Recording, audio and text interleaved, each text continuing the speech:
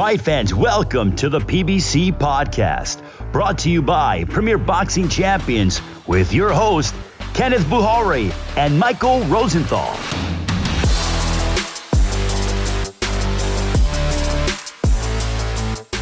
Welcome, everyone, to the PBC Podcast. I'm Kenneth Bouhairie.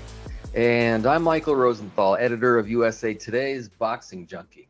Thanks, as always, for tuning in. This week, trainer Stephen Breadman Edwards joins us. Plus, on Toe to Toe, Mike and I will list our top 5 lightweights today. Speaking of lightweights, everyone is still buzzing over last weekend's big event. So without further ado, let's jump right into the week in review. It's a new year, and we potentially have a new face of boxing. Last Saturday, Gervonta Tank Davis took on Hector Luis Garcia in a battle of undefeated world champions on SHOWTIME pay-per-view. Capital One Arena was completely sold out as Davis once again set a record for a venue. And then he went out and successfully defended his WBA World Lightweight title, and Garcia did not come out of his corner to start the ninth. Mike, what were your thoughts on Davis's performance? I thought it was another good performance. Garcia, who I still think is a really good fighter, was competitive for a while, but Davis landed the cleaner, harder shots, I thought, throughout the fight, and he landed more and more of them as the fight progressed. In the end, he did what he does. He stopped a good opponent. 26 knockouts in 28 fights is impressive any way you look at it. Yeah, I thought it was a mature performance from him, which we've been seeing a lot more of. Took his time.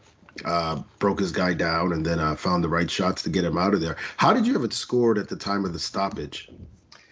I had it 6-2 for Davis. It could have been 5-3. It was a competitive fight for most of the fight. I would say Garcia held his own for 5-6 rounds. I thought he looked like he belonged in the ring with Davis until the last couple rounds when, Tank just took over. But again, Tank landed, the more eye-catching shots from the second round on, which I'm sure impressed the judges. And according to CompuBox, Davis was unbelievably accurate. He landed 41% of his punches overall, which is a pretty high number compared to only 15.9% by Garcia. And get this, Davis landed 29 of 39 power shots in the final round. So it's no wonder that Garcia couldn't continue. Yeah, absolutely. I thought it was an all-around performance for him. He marks up sort of easy, so it gives the impression he's getting hit, I believe, a lot more than he actually is. His defense is really, really good. And I thought he took his time and broke his guy down. Does Garcia's stock go up or down following this performance?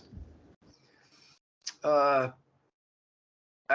guess you'd have to say that Garcia's stock would go down, at least to some degree. I mean, he was really hot. He had that huge upset against Chris Colbert, and then he beats his next fight. He beats Roger Gutierrez to win a 130-pound title. So suddenly your momentum just kind of comes to a crashing halt. But at the same time, listen, that was a big challenge, stepping up and weight to fight a guy like, Gervonta Davis. And again, he looked pretty good for a while, but he just couldn't deal with, a better fighter and a huge puncher in the end. But so I guess his stock went down a little bit, but I still think he's a really good fighter and a factor probably at 130 pounds. Yeah, I think so. I think he can do damage at 30 or 35. I think that, if anything, he showed that he was legit. No shame in losing to Gervonta Tank Davis. I could see him giving hell to any of the other top fighters in those 2 weight divisions. With that said, what were your thoughts on how the fight ended? Well, I'll take Garcia's word for it when he says he couldn't see after the 8th round. If you can't see, I guess you can't continue. I just don't think it would have been smart for him to come out for the 9th round no matter what. He took a bad beating in that last round, as I said, according to those CompuBox numbers. And I think it would have only gotten worse, in round 9 and beyond if he lasted that long. A big part of me was relieved when he didn't come out for round 9. I just think he'd had enough. He could have gone out on his shield, I guess, but it could have gotten really, really ugly. So I think staying on his stool probably made sense. Yeah, I mean, I obviously don't know what he was going through at that time, but he did seem kind of out of it. I mean, when the round ended, he went to the wrong corner, or he was headed toward the wrong corner before the referee redirected him, and he seemed out of sorts in the corner. So I think, better around early than around late as far as stoppages goes, and I really had no issues with it. What could Garcia have done differently to be more competitive? Could he have done anything differently to be more competitive? In the end, I decided he probably couldn't. As I'm watching the fight play out right from the beginning, I sort of questioned the strategy of trying to box with Davis. Obviously, I got it. You don't want to get caught by Davis, but he can't box with Davis. As good as he is, I just didn't think that was the best strategy. I might have fought Davis like the way he fought Colbert, which would have been to pressure him. Maybe. I don't know. Maybe that's the best approach, like Isaac Cruz did against Davis. Honestly, though, I don't think that would have worked either, because he was just a naturally smaller guy, and he's just not as strong as Isaac Cruz, physically strong as Isaac Cruz. So I think Garcia would have got knocked out either way. It just wasn't the best matchup for him. Yeah, I'm not sure there's anything he could have done to beat Tank. Should Garcia remain at 35 though, or do you think he should go back down to 130? I think what you said makes sense. He could be competitive at 135. I just think he might be better at 130. Again, he's still a good fighter. I just think that he could be more of a force, against elite opposition against 130. I always say that a fighter should fight at the lower weight as long as you can make the weight reasonably comfortably. If you could do that, I just think that's an edge that you have at the lower weight. Sure. So if he can, I would fight at 130. If not, he could be a good 135 pounder. I don't know if he's going to beat the Haneys and the Stevensons and the Lomachenkos. I don't know. We'd have to see. He might do better against guys who don't punch as hard as Davis. I think he'd be highly competitive against all those guys. And at 130, maybe he's the best 130 pounder in the world today. How good is Davis?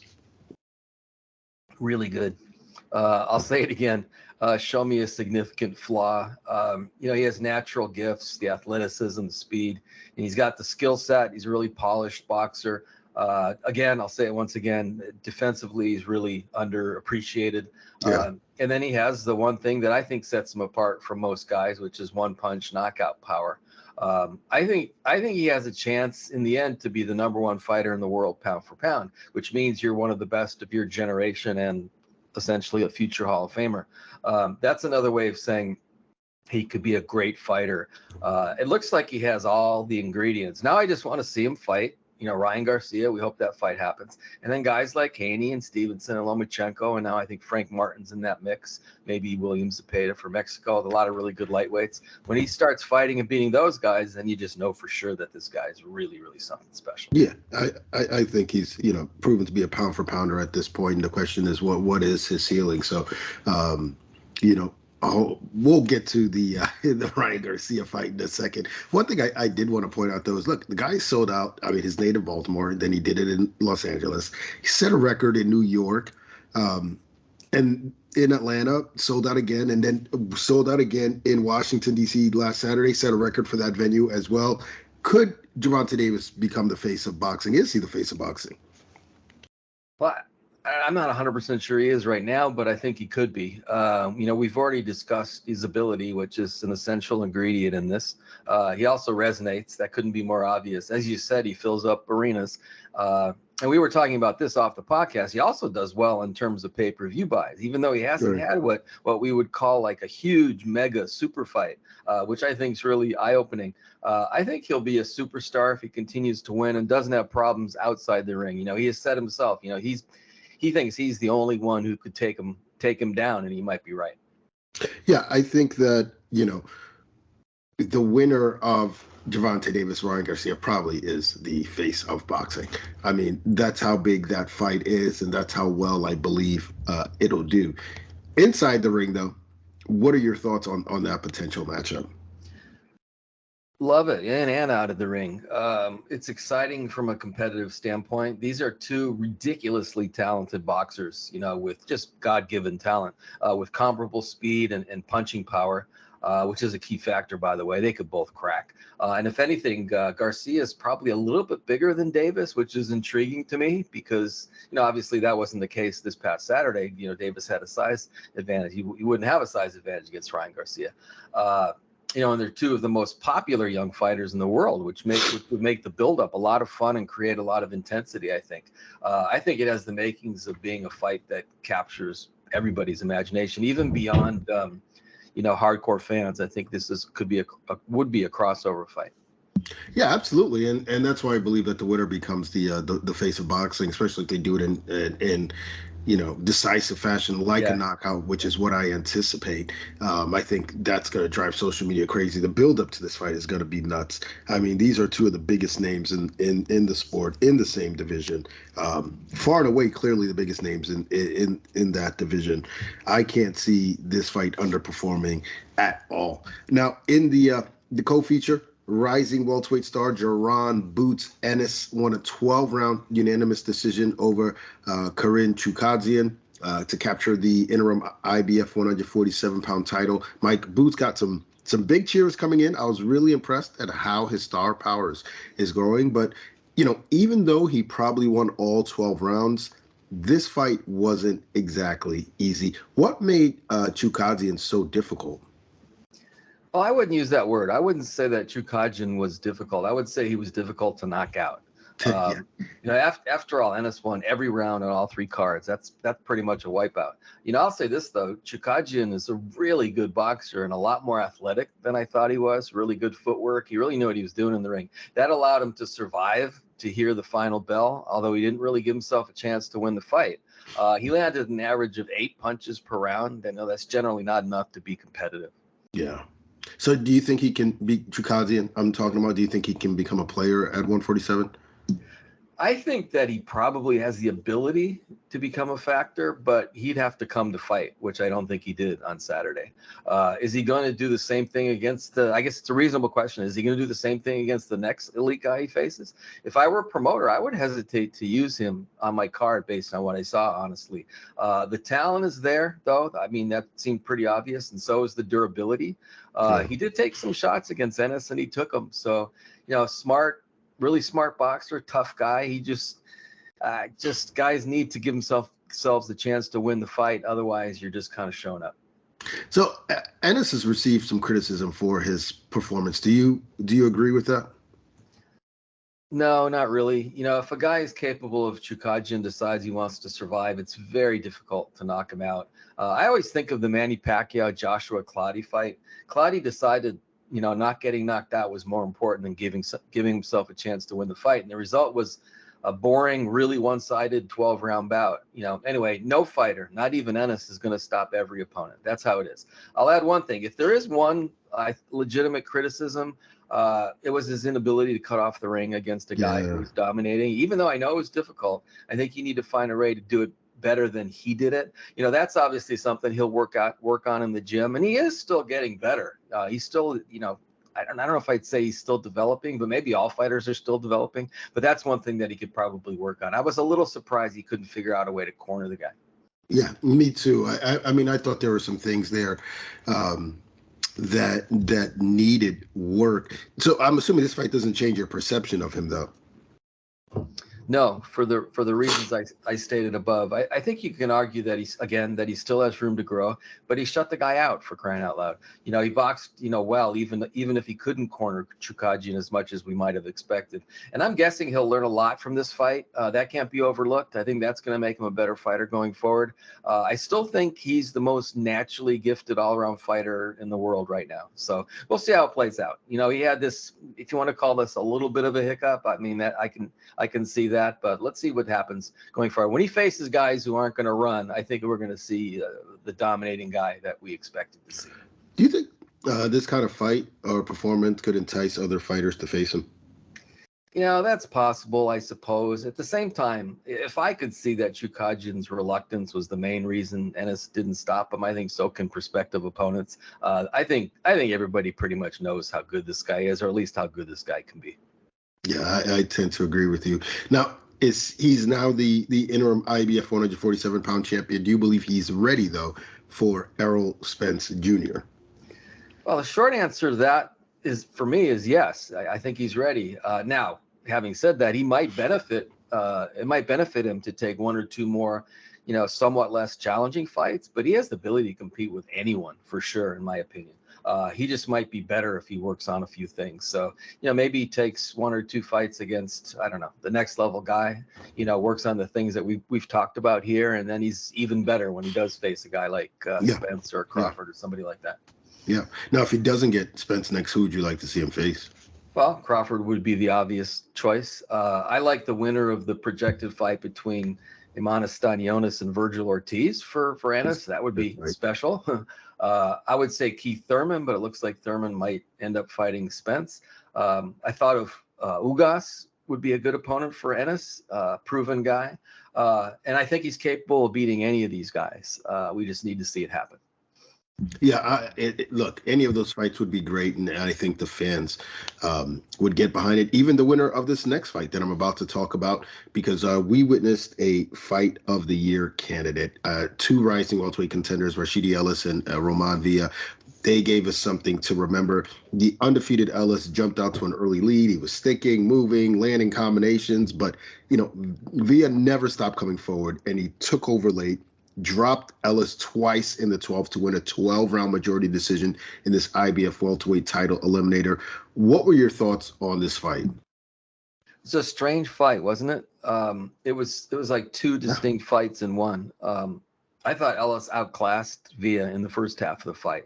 When it appeared to me that he was going to cruise to a decision victory, maybe even get a late knockout. I don't know. Then in the second half, Villa's pressure began to pay dividends. He started landing more and more power shots, which allowed him to climb back into the fight. I couldn't believe what I was seeing when he put Ellis down twice in the 12th round. That was really, really dramatic. I mean, I was just watching this going, holy crap, what happened here? I think, truth be told, I kind of sensed that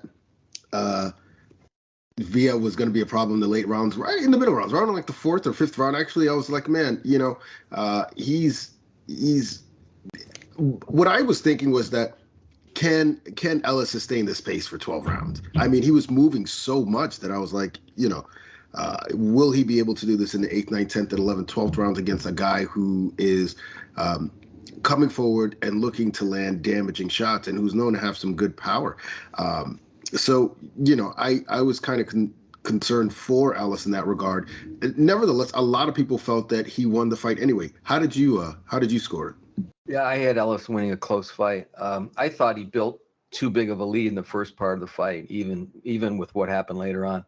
I think at worst it probably should have been a draw, which means Ellis would have won 7 of the 12 rounds. That said, I don't have a huge problem with the decision. Villa was dominating the fight by the end of the fight. So, if anything, it's hard to get too angry when Villa finished like that. Yeah. What did you think of Villa's performance? I thought it was a strong performance. I loved his perseverance, first of all. Again, I thought he was doomed by the 6th round, yet he kept the pressure on Ellis. You mentioned you saw it coming. I suppose maybe I should have seen it coming. But when you see a guy like Ellis, just controlling the fight round after round after round, you just kind of assume it's going to continue. Maybe that was a wrong assumption on my part. Anyway, Villa just never gave up, and when you don't give up, good things can happen. He seems to be an unusually strong, super fit guy, and it looks like the punching power is real. I think he really rocked Ellis a few times there down the stretch. He's also fun to watch, which is always important to me. So I really liked his performance in the end, and I like the guy. Yeah, I did too. I mean, I think he did all the right things. And look, he could probably start a little sooner if he were to look back and reflect on his performance. What about Ellis, though? Where did he go wrong? That's difficult to say, but it might be what Villa suggested and what you suggested afterward. Ellis used up a lot of energy sticking and moving in the first half of the fight. He might have slowed down, just a bit in the second half, and that might have been enough for a relentless puncher like Villa to begin having some success. Another possibility is that Villa just hurt him, with 1 or 2 shots, which started the snowball down the hill for Ellis. And Ellis never really hurt Villa, which might have slowed him down. I think one way to slow down a guy who's relentless like that is to, keep him honest with some hard shots. And he really couldn't keep him honest. He just didn't have that shot. It was probably a combination of all those things. And I guess, there was also a long layoff for Ellis. We were talking about this off the podcast. How long had it been since he'd fought? I don't know. He's had like one round in about 3 years or so. Right. So maybe that had an impact on his conditioning, his stamina. I don't know. So it's probably just like all those things or a part of those things. Although I'm sure they'll go back to the gym and talk about it and try to figure it out. So in your opinion, who do you think would win a rematch? I want to say Ellis, who to me is clearly the better boxer, but he's going to have to figure out what we just discussed. He's going to have to be super, super fit for that fight to deal with a guy as physical as this. He's going to have to avoid Villa's biggest shots, which in the end he wasn't able to do. It's not going to be an easy fight. That was obviously was a huge challenge the first time. I think it's going to be a big challenge the second time too. Yeah, I think so. I mean, look, I think in order for Ellis to win, he's going to have to stand and trade a lot more, and that's dangerous against a guy like Villa. So I don't know. I mean, Villa could start early and feel like, hey, this guy's got nothing to hurt me with. I'm just going to, Yeah, he's got to keep honest. Yeah, he's got to keep honest. He's got to land some hard shots. Yeah. I don't know about just standing and planting your feet and trading that, going toe to toe, but I think you're right. I think he's going to have to get his respect somehow, some way. But it definitely a rematch I want to see. Now, in the pay-per-view opener, we witnessed unbeaten 2-division champion Demetrius Andrade win a 10-round unanimous decision over Damon Nicholson in his 168-pound debut. What were your thoughts on this fight? Yeah, typical Andrade fight. He got off to a quick start and cruised to a one-sided victory. I was waiting for him to knock out Nicholson, who obviously wasn't quite in his class. It didn't happen, which is also par for the course. A shutout win is a shutout win, though. It's difficult to be too critical of Andrade. I thought he looked good. Yeah. Another dominating performance. So even at 168, did he still look like the Demetrius Andrade we saw in those other divisions? To me, he did. He looked comfortable at the weight. He moved well. He dominated a guy who was supposed to be a solid opponent. He is a solid opponent. He just didn't look like one in that fight because of what Andrade did.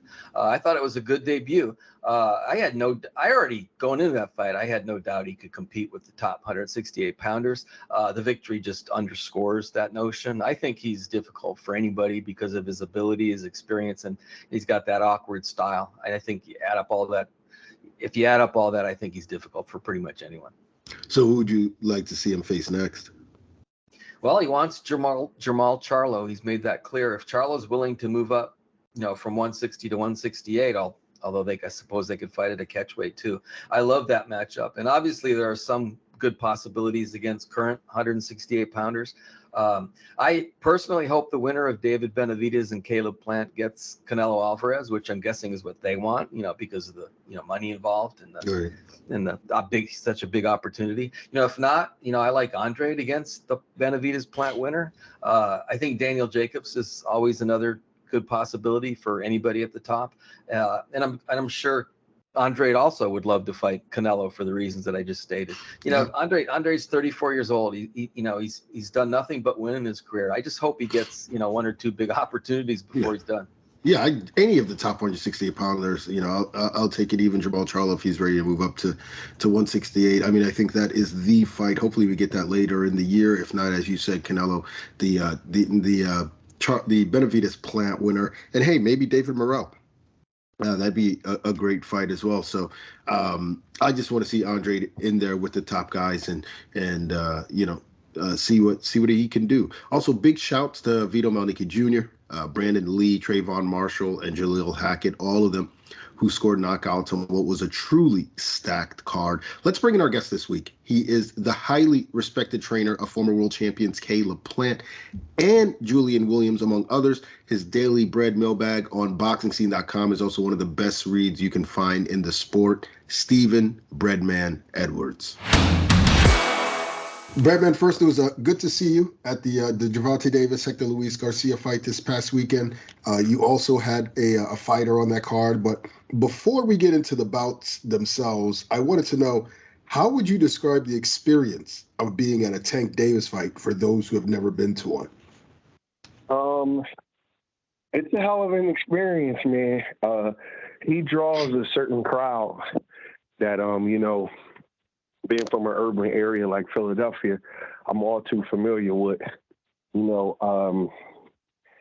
Most boxing fans are not hardcore fans. So, he's definitely the top urban fighter of this area, of this era. What I mean by that is like a guy from like one of the big East Coast cities that draw the urban crowd, in other eras. Let's say it was like Tommy Hearns with the Detroit crowd. Zab Judah and Mike Tyson had the New York crowd. But in this era, man, this Tank Davis, it was something to see. A lot of celebrities, a lot of, hood stars, a lot of people from Philly came out. It was definitely interesting. Now, let's talk about the fight itself, the main event. Davis winning via 9th round TKO when Garcia retired in the corner. What did you think of the stoppage? I think that Garcia pretty much had enough, and, that, it is what it is. You don't want to say too much about a guy deciding to surrender because his health is on the line, and, this is a brutal sport.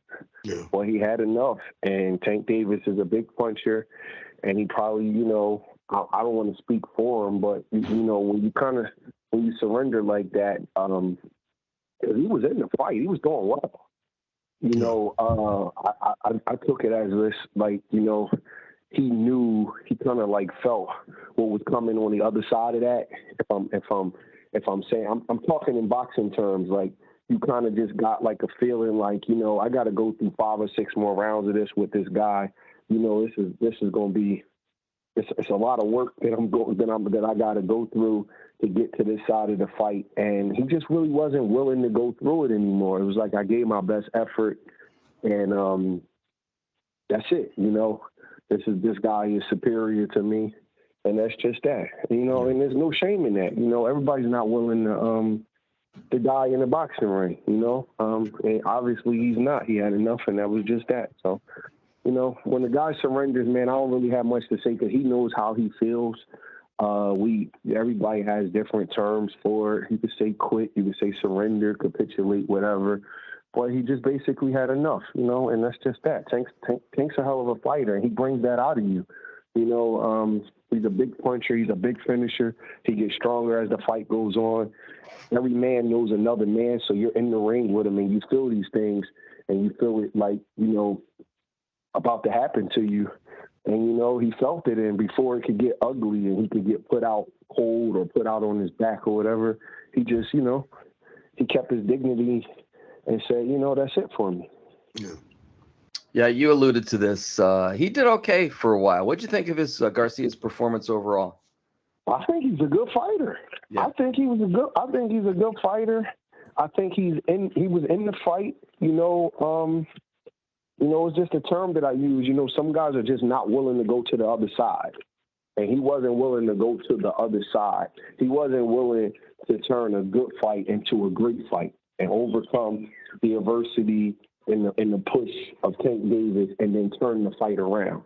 Fights have ebb and flows, like you'll see a fight where one guy is getting off, the next guy is getting off, and then it turns into a great fight when somebody digs deep and they try to turn the momentum around.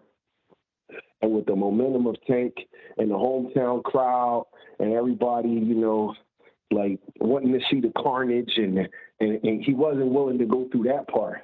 But he has skills. He can fight. Like, I was actually disappointed for him, to be honest. Like, my honest opinion is like, damn, he was doing good. You make an adjustment and see what happens. But he just wasn't willing to go through that. I mean, it looked like the fight was almost pretty much even as far as I was concerned. But, Tank was coming on. He had the momentum, and that's just, that's how it goes. That's it. Davis, overall, what'd you think of his performance? He is what he is, man.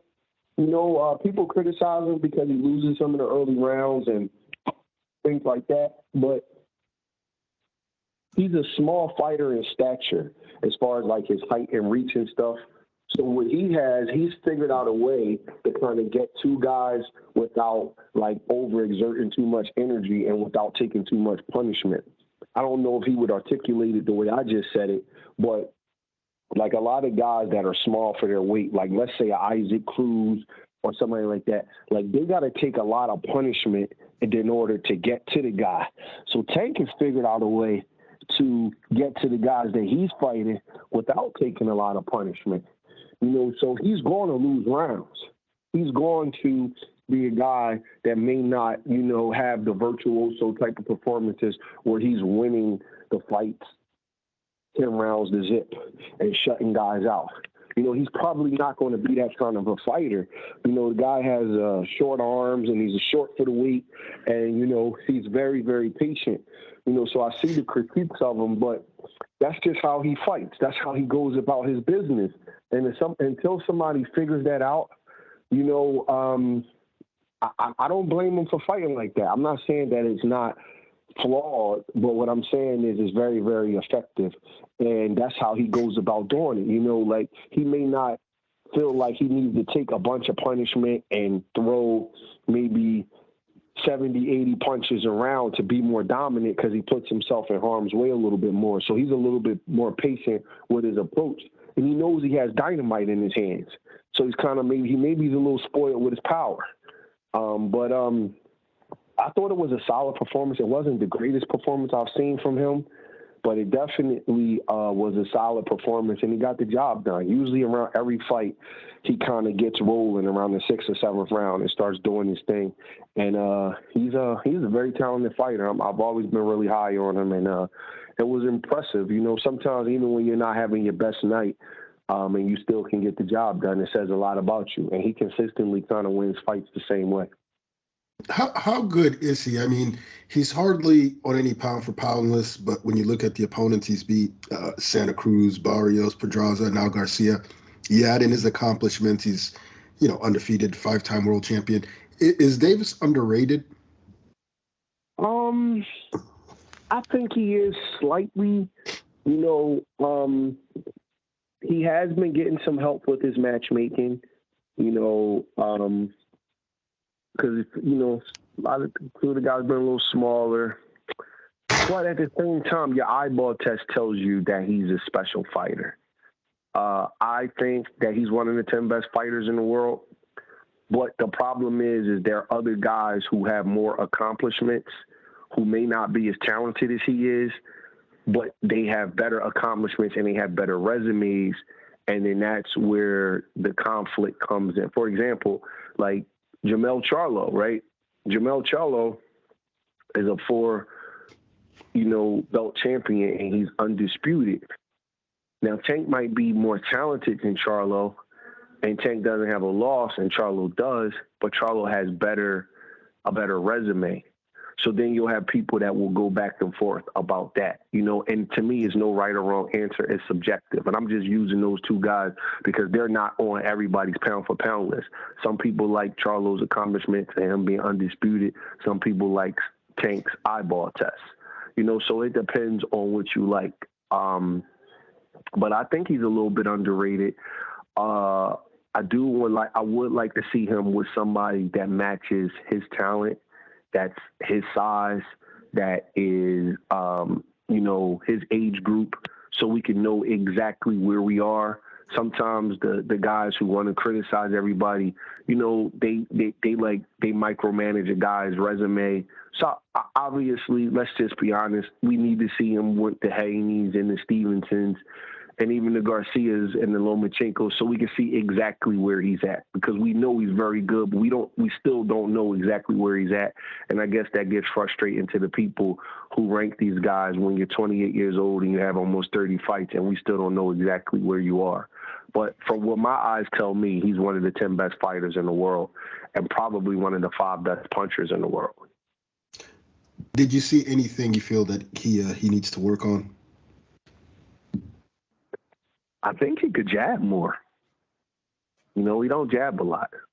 I thought he could have went to the body a little bit more. And I'm gonna tell you something from a trainer's perspective, and I don't want to criticize the guy because I'm high on him. But those guys, other guys are doing it too. They engage too much with the fans. The fans are sitting there ringside and they're casuals and they don't understand boxing. And they're telling them, just knock him out and just do this. And he's looking at them and paying attention to that instead of paying attention to his corner. And, you know, that may not come back to bite him against a guy like Hector Garcia, but it may bite him against Ryan Garcia or somebody whose talent level is a little bit closer to his. I think he has to engage in his corner more and listen to Coach Calvin and Coach Kenny, because those are the guys that are with him every day in the gym. Those are the guys that put the game plan together, and those are the guys who are responsible for his safety and his performance in the corner. And when you're engaging with guys and that's yelling and screaming, just knock them out, just do this and just do that, you know, as a coach, that's a pet peeve of mine. That's counterproductive. You know, you got to be careful with doing that. Boots was doing that, and I'm the biggest Boots fan, but Boots was looking in the crowd and telling them he got it and this, that, and the other. He got to pay attention to his dad. You know, like, you may not think it's a distraction, but boxing is a game of inches. And it is a distraction when you're listening to other people besides the people that you were in the gym with. You know, so that's one thing that I think that Tank needs to work on. He has to be more engaged in his corner and not worry about what the casuals are screaming from ringside. Good point. Speaking of the crowd, and I just thought of this right now, the ruckus that they had at ringside. I've never seen two fighters stop fighting. Maybe the fan man, the heavyweight stopped fighting, but I've never seen the fighters stop fighting. What did you think of what happened with that? I was actually glad that they did. Yeah. Because it was so distracting and the crowd was so engaged that those guys would have had a hard time concentrating. And who knows if somebody would have started fighting and people would have ran and jumped in the ring or had a weapon or anything like that. I'm actually glad that they did. And I usually don't say stuff like that, but it was so disruptive and so distracting. I'm glad that they stopped for a few seconds, because that could have just turned ugly. And that's what I mean. Like, you know, sometimes these fans, they talk too much. They got too much to say. And at the end of the day, you're there to enjoy your boxing match, but you got to, like, you know, just stay in your place. And I'm actually glad that they did, because what could have happened was one of those guys could have been paying attention to the fight and then, you know, get sucker punched and get knocked out. And then, you know, it kind of ruins the integrity of the fight, you know? So I'm glad that they did, and then glad that they got it all in hand and, you know, they got back to fighting. Yeah. You mentioned it was so close to the fight was so close to the ring that they almost had to stop. It wasn't like there was a fight in the stands. Yeah, it wasn't like in right the first row. It was right in the ring. You got it. So it was too disruptive to not stop, you know. So I'm glad that they did. You know, I didn't like the feeling that I got when they started fighting, and I saw Tank and Hector kind of calm down, and it was good.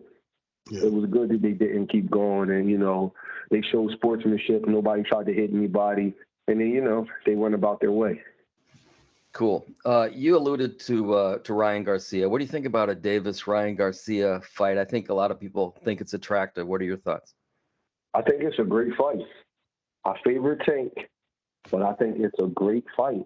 You know, Tank is a great fighter, but he's definitely, you know, you can definitely win rounds against him. There's things you can do to him. You know, anybody you can win rounds against, you can beat them, because, you know, a fight is only 12 rounds. So if you win 7 rounds of a 12-round fight, then you won the fight.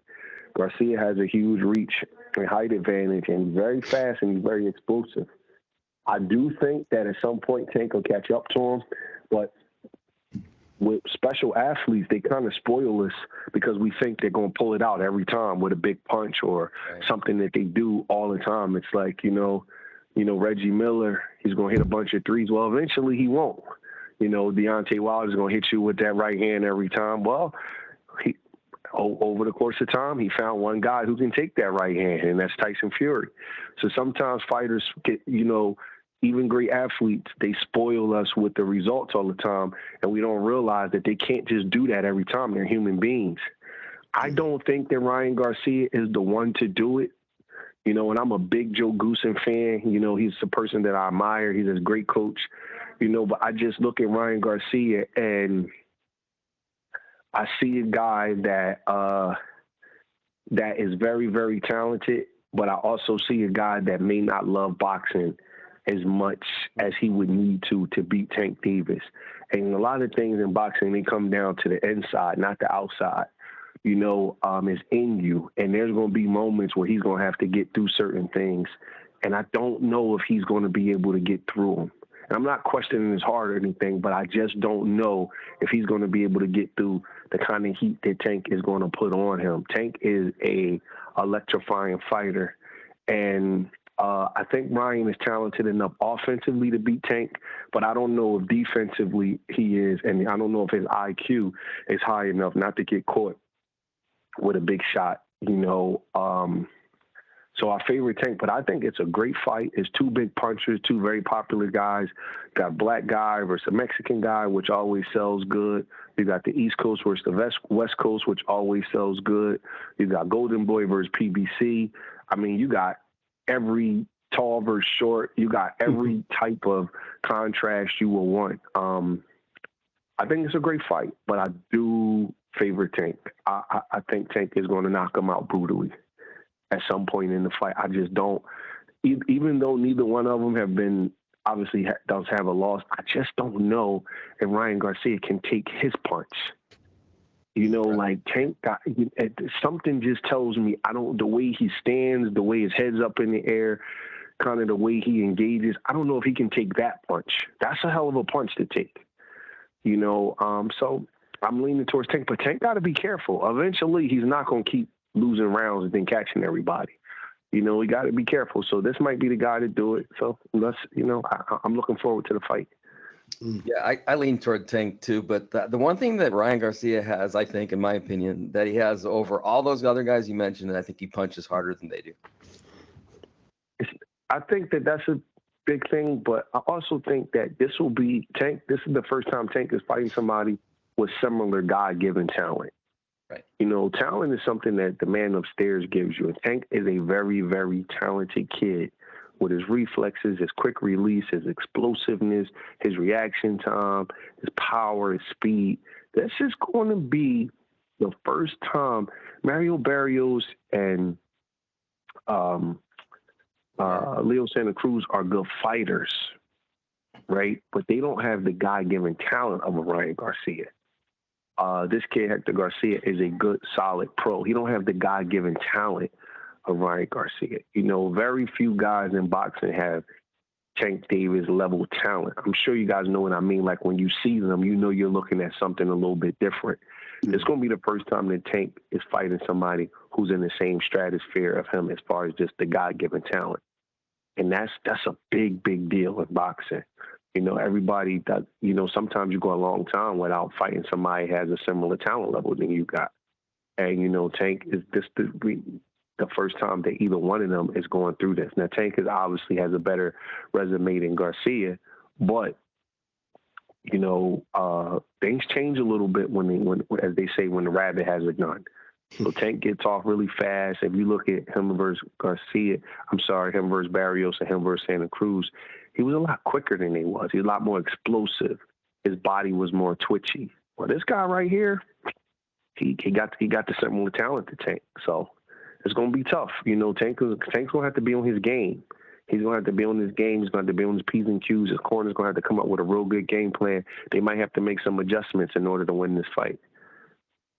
It'll be fun. Speaking about guys who look different in the ring, Boots Ennis just won a unanimous decision over Karen Chikadzian and got some criticism for his performance afterward. Did you think the criticism was warranted? I'm a big Boots Ennis fan. I'm sure you guys know this.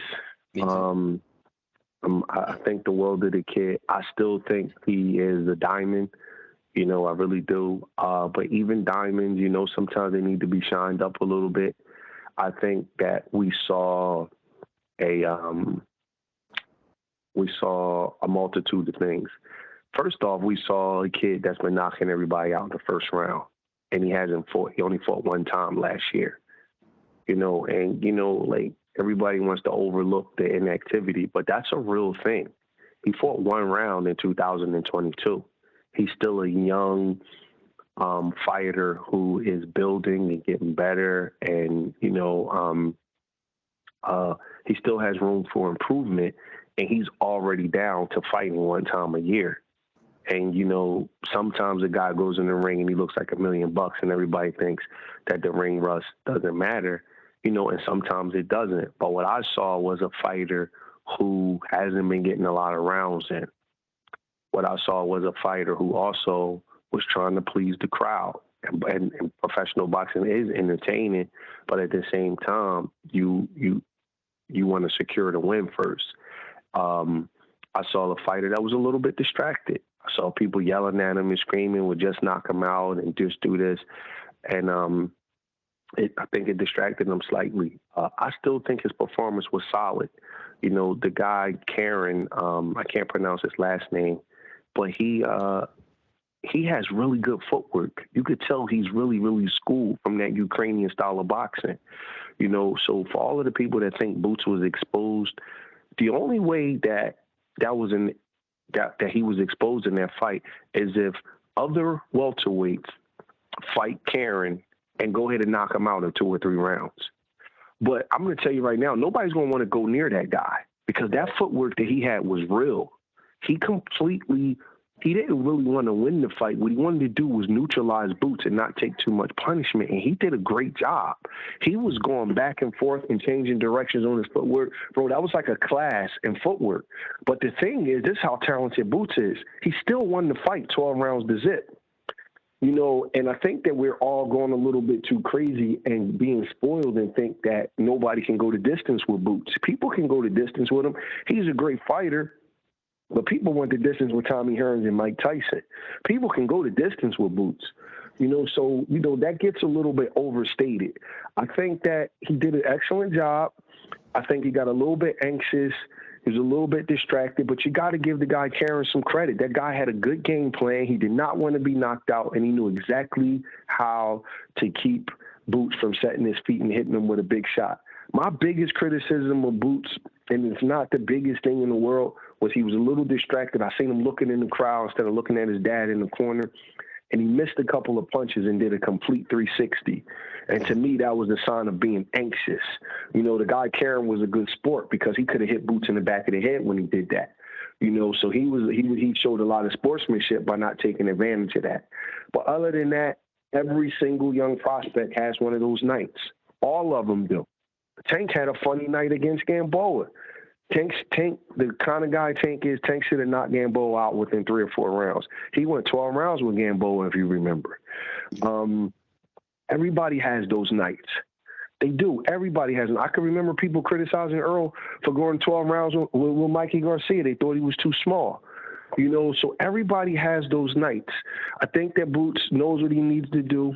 I still think he's the real deal. And if he's exposed and if he's not the real deal, then these guys should just fight him. You know, like if they think it's so easy and all that kind of stuff, then the managers and the trainers and everything, they should let their fighters fight him. You know, but I still think he's the real deal. He just got to sharpen up a bit. Every young guy goes to that. It's only a big deal if you make it a big deal. That's the worst performance he's had in his career, and he won every round of the fight.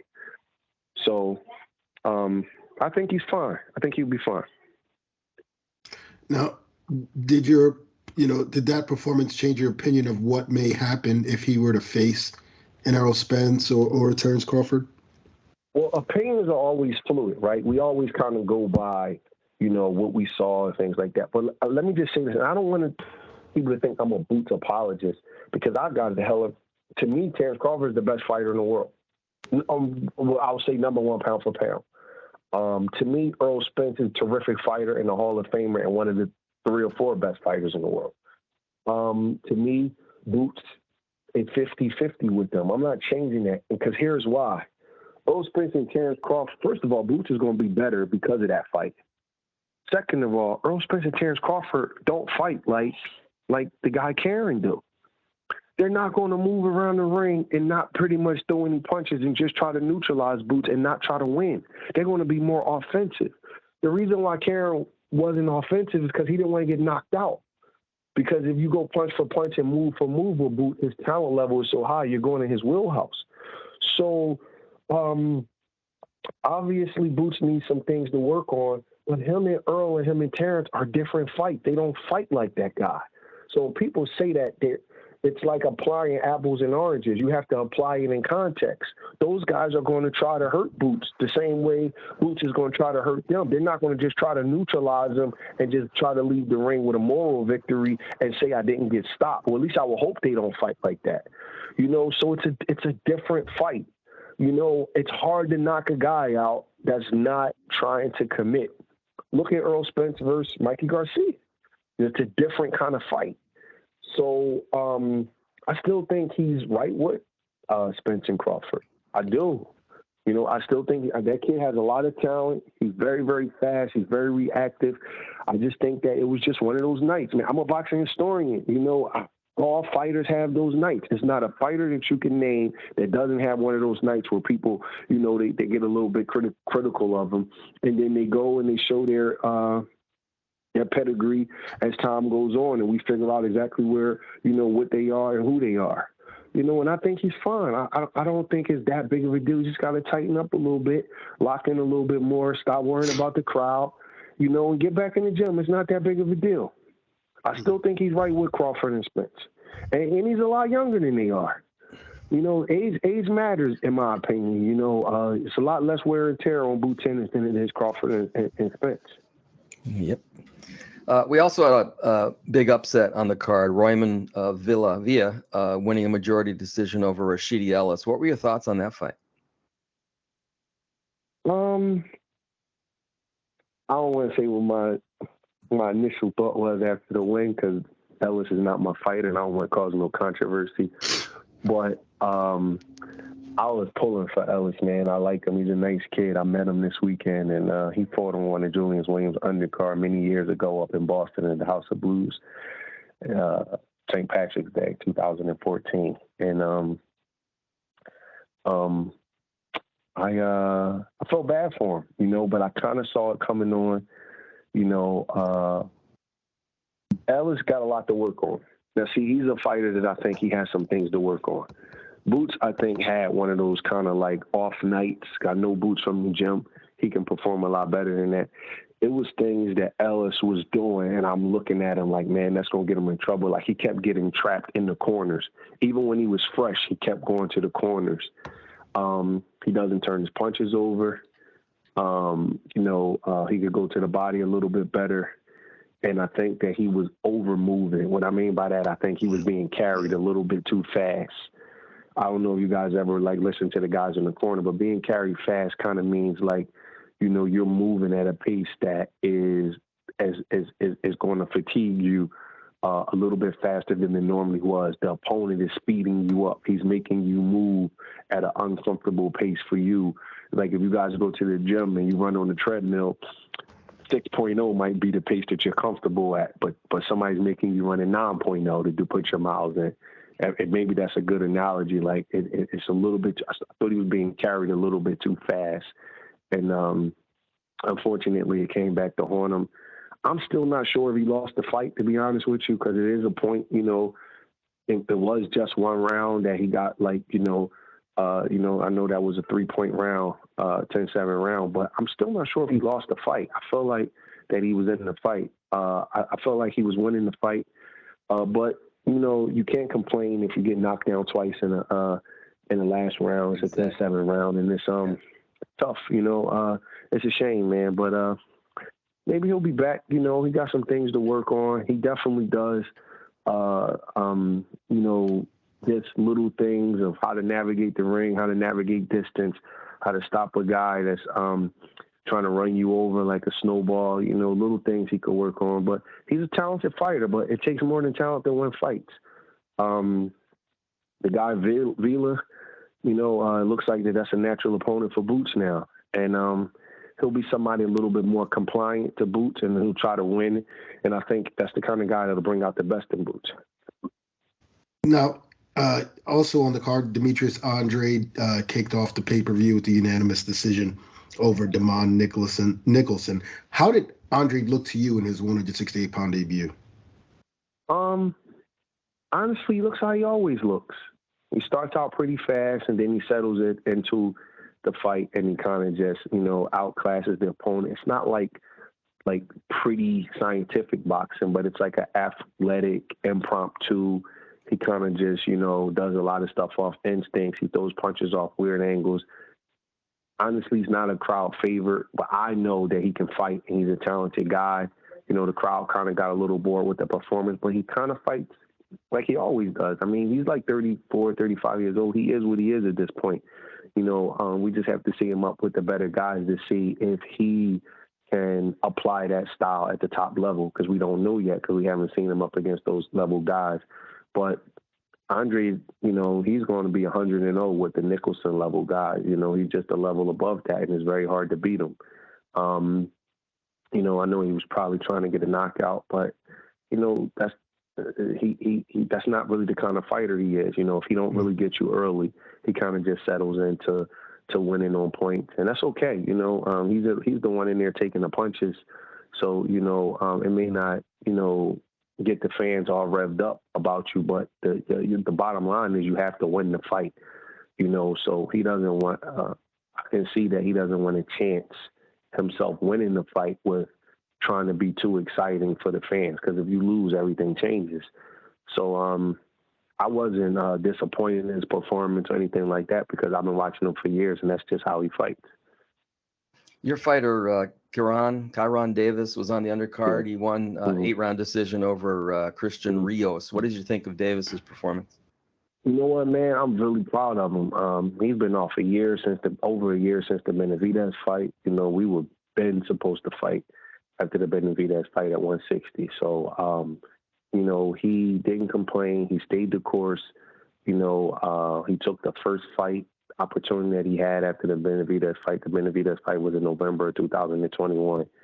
I was disappointed for him that he didn't get a fight before then. And he fought the second day of sparring, he messed up a tendon in his right hand. He hit a guy right on the elbow. And I didn't tell anybody before the fight. I only called up one of the staff of PBC in case I had to get a shot in his hand. We didn't do any sparring for 5 weeks. All we did was pad, bag work, skip rope, and conditioning work. He did not take a punch or hit anything with his right hand for 5 weeks. So he literally fought a southpaw, which is already hard enough, but he fought a southpaw with a jab. And your left hand lines up with their right hand, and he beat the guy with a jab. If anybody was critical of his performance, he won every round with one hand. He could not really put, I would make him like slap a little bit with his right hand just so the guy didn't know that his right hand was injured. But he really fought that fight with one hand. So I was really proud of him, man, because he couldn't afford to pull out of the fight.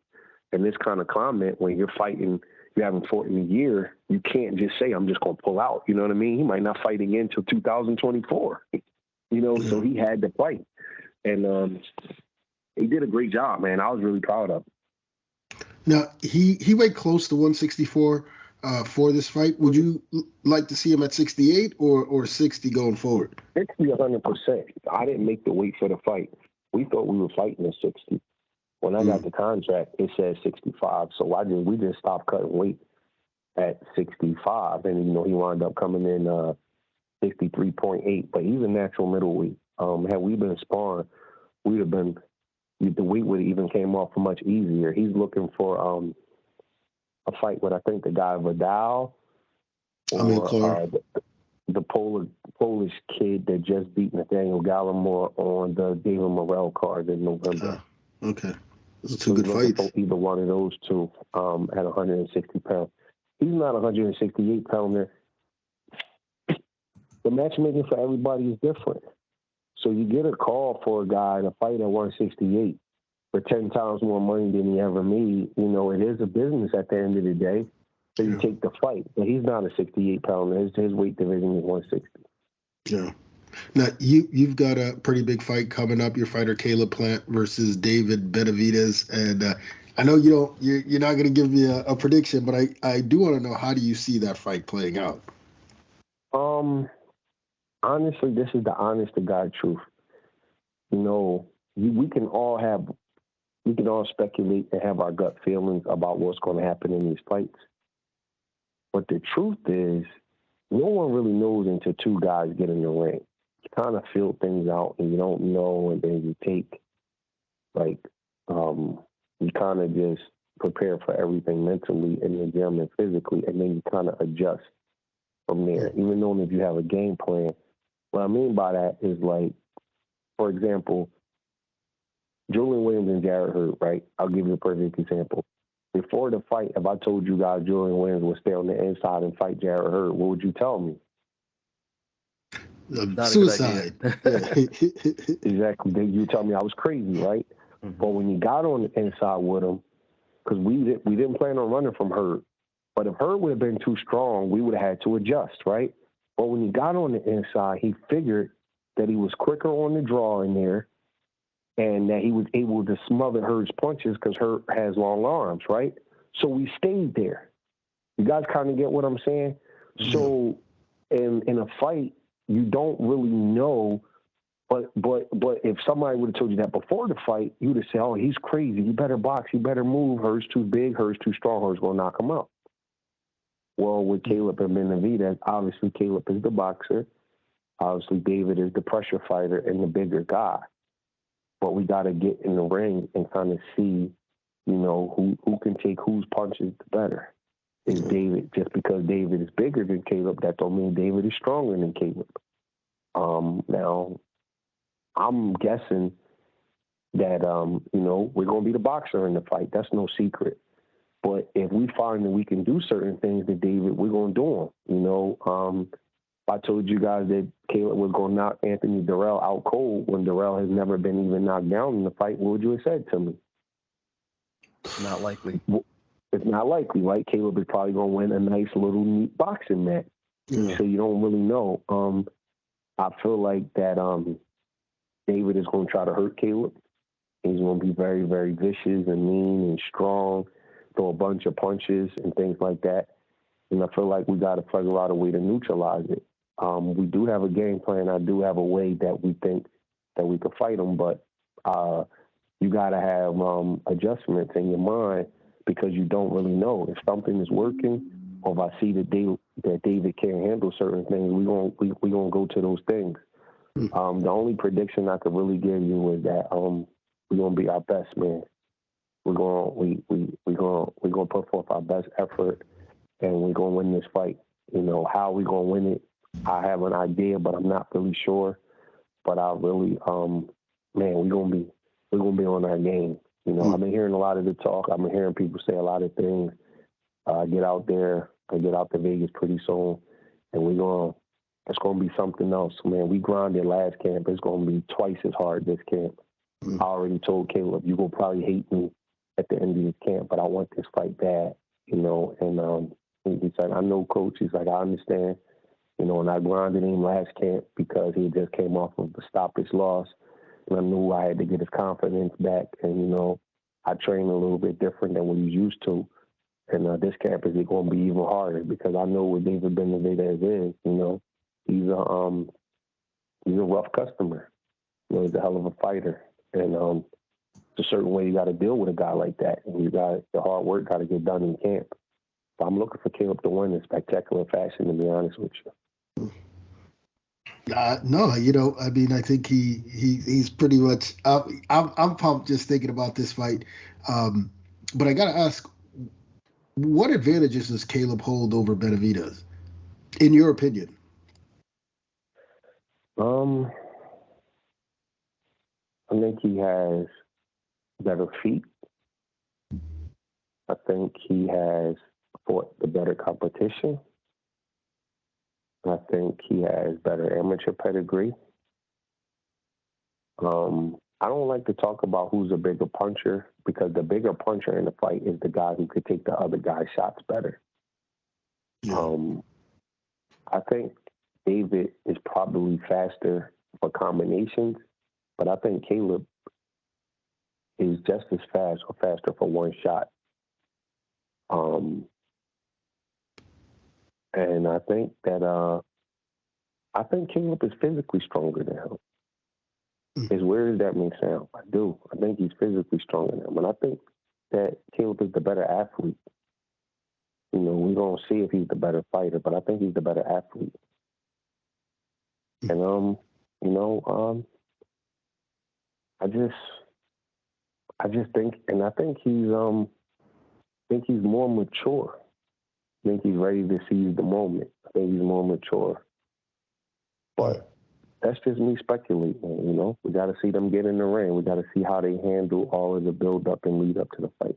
Yeah, for sure. We can't wait for it.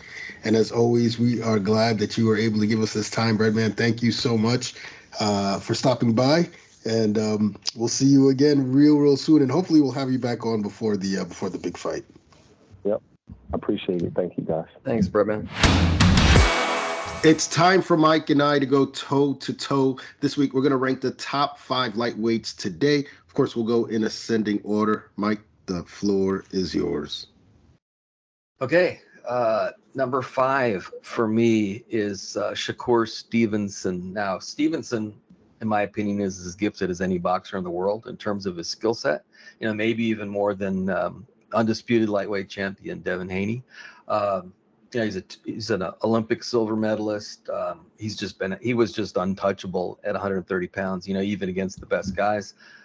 Victories over Jamal Herring, Oscar Valdez, Robinson Canseco. In his last 3 fights, I think he's really special. So the main reason he's at number 5 and not higher is that he's moving up from 130 pounds. And Stevenson has the same problem as some of the other lightweights.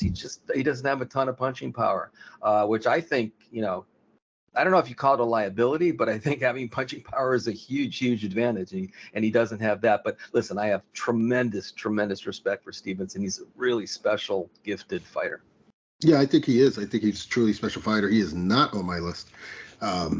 However, because he hasn't fought at 135 yet, for starters. He's ranked. I mean, if that means anything, he's already ranked at 135. I don't know.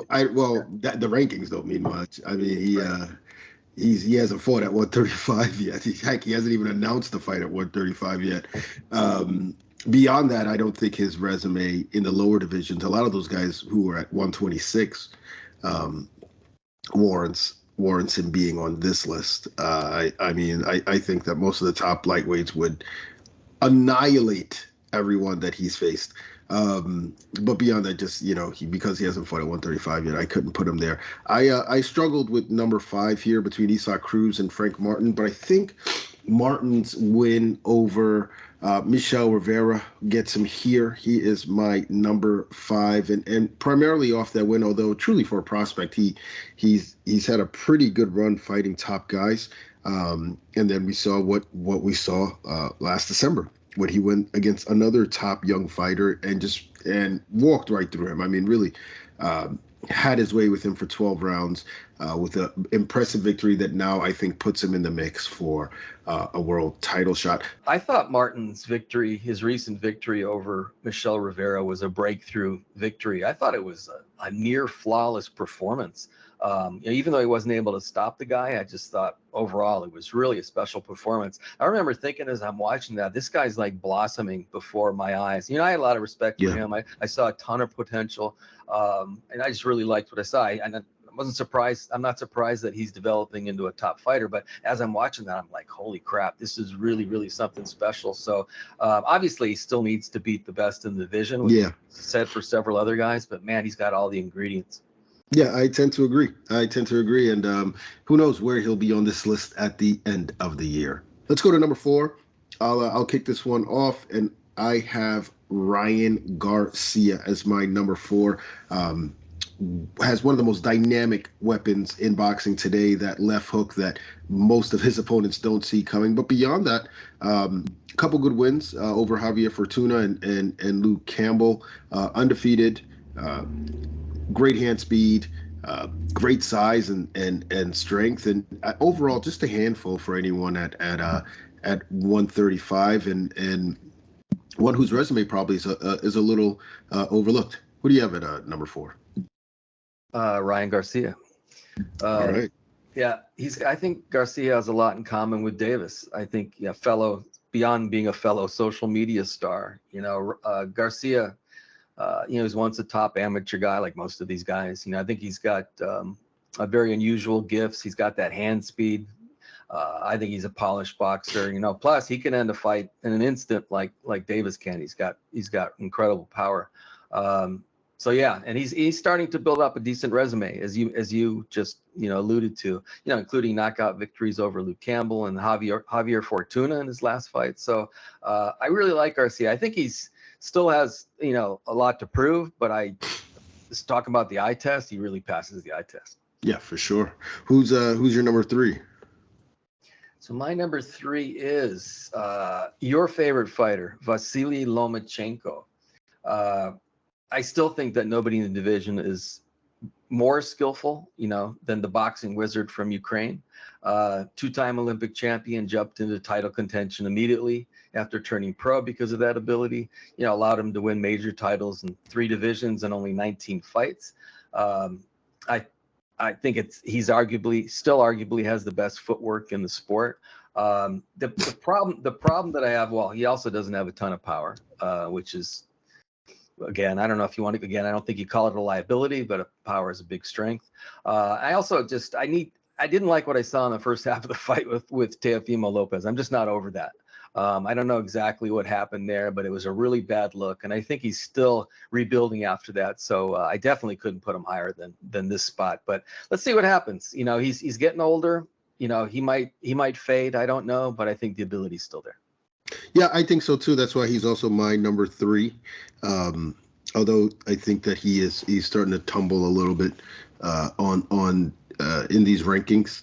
But that said, I think only the best could beat him, even at this stage of his career. He did start a little slow against Jermaine Ortiz. I attribute that to ring rust. He certainly picked it up late and showed that he still had many of the capabilities that have probably made him a future Hall of Famer. I'm not convinced he beats. In fact, I put any kind of money that he can't beat some of the other fighters on this list. But I think given what he's accomplished thus far, he certainly deserves number 3. What you got for number 2? So my number 2 might be some other people's number 1. I don't know, but number 2 for me is Devin Haney. Haney's a wonderful boxer. He's got quick hands, quick feet, to go with his, ring acumen. A really clever boxer. It's really beautiful to watch him do his thing. He's a beautiful boxer. And he's the champion. You got to give him at least, he's undisputed champion. You got to give him at least a little bit of credit for that, right? He's dethroning George Kambosos Jr. By a wide decision last June. And then, he did the same in the rematch in October. Also as building an impressive resume, particularly considering the guy's only 24 years old, which is, you can't forget that either. He's got one-sided victories over Jorge Linares, Joseph Diaz Jr., and then Kambosos twice. Again, he's not a huge puncher, but he's pretty much dominating everybody he's fighting anyway. So I'm not going to put too much focus on that. I love this guy. I don't think he's number 1, but I love this guy. Yeah, I do too. I think he's also one of those fighters that could potentially be special. And certainly you can make a strong case for him being number 1 on this list, as he is the undisputed champion. However, I'm of the opinion, particularly in this era, that who you beat is more important than the trinket agree. that Couldn't agree more. Yeah, that they wear. And George Kambosos, while a good fighter, I don't necessarily rank him too highly. And I think a lot of these other guys on the list would probably have beaten him pretty decisively as well. That said, that's not the only win on Haney's resume. He's Jorge Linares. He's got a slew of good wins. And, hey, look, if he does fight and beat Vasily Lomachenko in his next fight, that's one big scalp. I mean, it'd be kind of difficult to argue with him not being number 1 on this list. But I assume we both agree that Gervonta Davis is the number 1 guy at lightweight. Certainly the fans seem to think so. And he's certainly number 1 on my list. I think his resume is also one that's underappreciated. You look at what he did to win his first title, against a prime Jose Pedraza, Leo Santa Cruz, Mario Barrios, who probably beats everyone on this list too, or most of these guys on the list. And then, of course, beating a respected undefeated champion in Hector Luis Garcia last Saturday. Also passes the eye test. Obviously got every skill in the book, great ring IQ, unbelievable power and athleticism. And then beyond that is one of the biggest names in the sport. So I think one way or the other, no matter how you slice it, Gervonta Tank Davis is the man at 135. Yeah, that's why he's number one for me too. And honestly, it wasn't that hard of a decision. If he fights Haney, if he fights, I know Stevenson isn't. I don't know if he's officially 135 pounder or not, but if he fights guys like that, eventually it's not going to be an easy night for him necessarily. But I think he's got Davis has the most impressive combination of ability and power in the division. He's a smooth, polished boxer with, once again, underrated defensive skills, and no one else in the division can crack like this guy can. Just nobody can. Nobody's even. Well, I guess Garcia is pretty close, and maybe we'll see when they, when and if they fight each other. Just go back and watch the brutal ending of his fight with Leo Santa Cruz. I know Leo was naturally smaller guy, but watch the end of it. You get a pretty good idea the kind of power that Davis has. Yeah. Also, as you mentioned, his resume is getting better and better and better. Cuellar, Gamboa, Santa Cruz, Barrios, Cruz, Romero, and then Garcia this past weekend. So I am waiting for him to take his next, the next step up to the guys that we have, 2 through 5, and that's going to happen. Assuming he stays focused. For him, that's a big thing. Yeah. I can't wait. I think we do see it. I think it's some of the biggest fights that can be made in boxing today. Can't wait to get into all of that. But that is going to do it for this week's show. We want to thank Stephen Breadman Edwards for joining us, and we want to thank you guys, of course, for listening. Be sure to check us out next week for more boxing talk, more banter, right here on the PBC Podcast.